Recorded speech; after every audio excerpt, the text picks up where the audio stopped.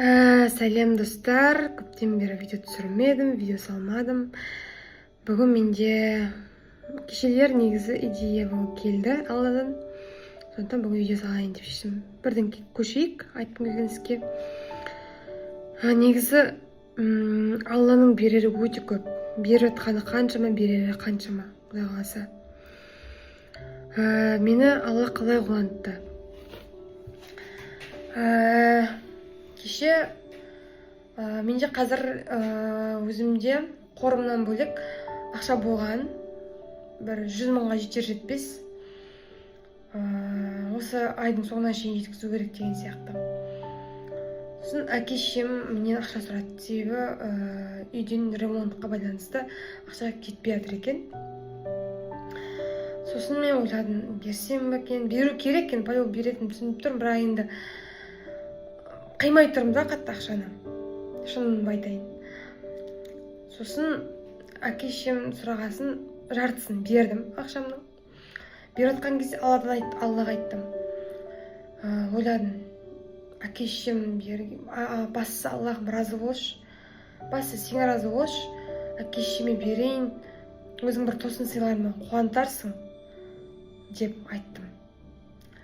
Бергеннен кейін, ақшамды аударғаннан кейін, әкем мен анама өте көп тілектерін айтып, баталарын берді. Шыны керек қатты қуанып қалдым. Тіпті өкінгенімді ұмытып кеттім, ақшамды шамалы кеткенімде.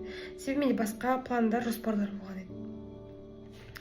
Енді бүгін, бұл кеше болған оқиға. Енді бүгін таңертең жұмыста болатсам, СКПН түсті. Мен қазір дәрігер болып жұмыс жасаймын.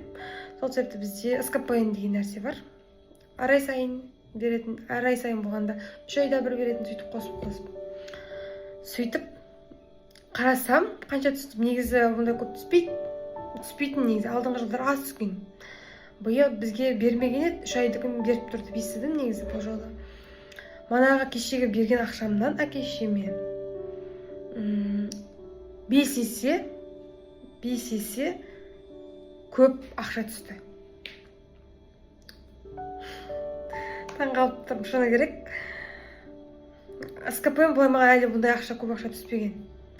Шыны керек, мен қатты таңғалдым, бірақ бір жағынан ойладым, бұл шынымен де Алла берем десе үйіп төгіп береді екен. Бастысы Алланың разылығын алу.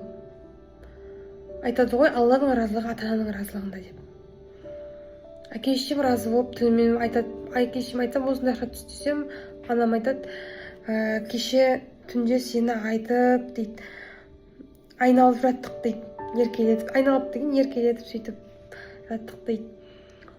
Мүмкін сол әке-шешемнің айтқан қабылған дұғасының себепкерлігімен менен сондай Алла сый беріп тұрған шығар. Шыны керек, осындай ситуациялар, жағдайлар менің соңғы өмірімде соңғы кезде көп болып жатыр. Алда талай қызықты оқиғалармен бөліссем, Құдай қаласа. Бұл бір сіздерге ой, бұны айтудағы мақсатым, ешқашан Алладан үміттеріңізді үзбеңіздер. Әрқашан Алладан тығыз қарым-қатынаста болып, кез келген істі тапсырып, кез келген қиын жағдайда болсын, қуаныш жағдайда болсын, бірінші Аллаға айтуға тырысыңыздар. Әрине бұл бірінші менің бұл жерде мықты, күшті, өзім сондай екенімді білдірмейді. Бұл айтылатқан сөздердің барлығы бірінші өзіме айтылады. Өзіме бір ескерту, қайталау, сіздерге де кеңес ретінде айтып отырмын. Шыны керек қатты қуандым. Алланың мейірімінде солай жүргеніме еркелеп, бір қатты қуанып қалдым, шыны керек.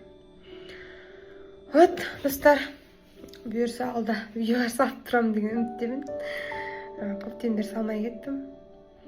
Қызықты историялар айтып, каналымды жүргізіп бастасам ба деген ниетім бар. Жақсы, сау саламатта болыңыздар.